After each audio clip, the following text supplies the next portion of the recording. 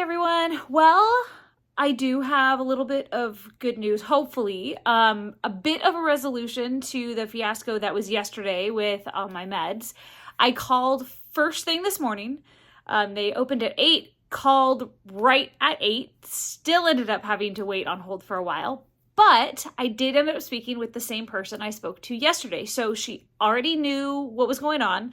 She knew my frustration and my fear about what would happen if I didn't get these meds. And she's like, let me put you on hold. I'm going to call over to the inventory team right now.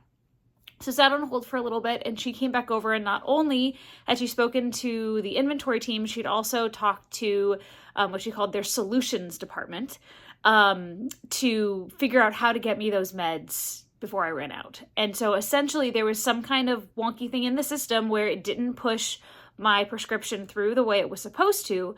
And so they put in a rush order to get those over to them by noon today. And then they got a courier who is going to bring it out to my house for me. So I should have them before I go to bed tonight, which means I will have my meds and I won't run out, which is awesome. And the fact that she took those steps without even coming back to double check, like she already knew it was important that I had the meds. And so I, definitely commend her for taking that, kind of above and beyond step, not coming back and being like, oh, well, they're going to send them out in the mail. It was nope, I know she needs them. And so she did something about it. And that was awesome. She also encouraged me that if I do the mail order form at Pharmacy of the Future, if I see that those medications are processing for more than 2 days, I should give them a call and say, hey, what's going on? Because it probably got caught up in that cycle again, and it just needs someone to push it through.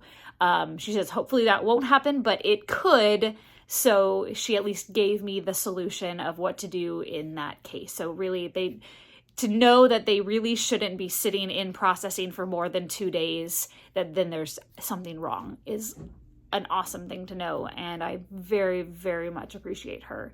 There were a couple people who were like, hey, don't be mean to these people. I promise I didn't raise my voice. I didn't take out any frustration on them at all. I'm sure they could hear some frustration in my voice, but I always make it, a part of how I treat people, is especially people in the service industry, because I've been there, that I'm not going to take things out on them. It's not their fault. And people who do and who are rude to, the service industry and people there, whether it be someone who's, flipping a burger or working on the phone, it's not a nice thing to do. So I promise that was not me. I didn't do that. Yesterday, I'd actually had a video all prepared and everything to go up yesterday when all of this stuff happened. And so I was like, well, I have a better video that I should probably put up. But I do want to touch base on what that topic was. And that was that yesterday was the first time, and I honestly can't say how long, where I have been alone for more than 3 hours. Josh and I basically do just about everything together. We go shopping together. I mean, we work at the same place.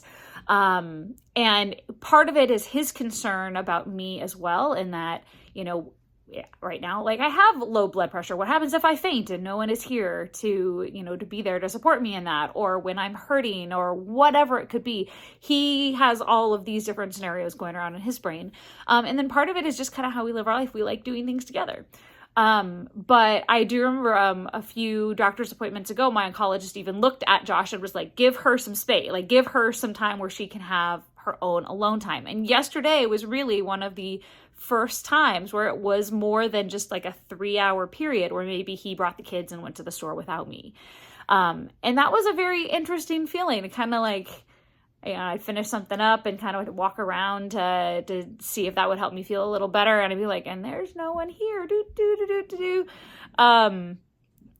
And so there's definitely something to be said about having a little bit of time for you, having me time versus we time. And most of our time is we time. And I love that about our family. We would rather go out and do things as a family than as individuals. And I think that's an important thing. But it is also, important to find that solitary time too.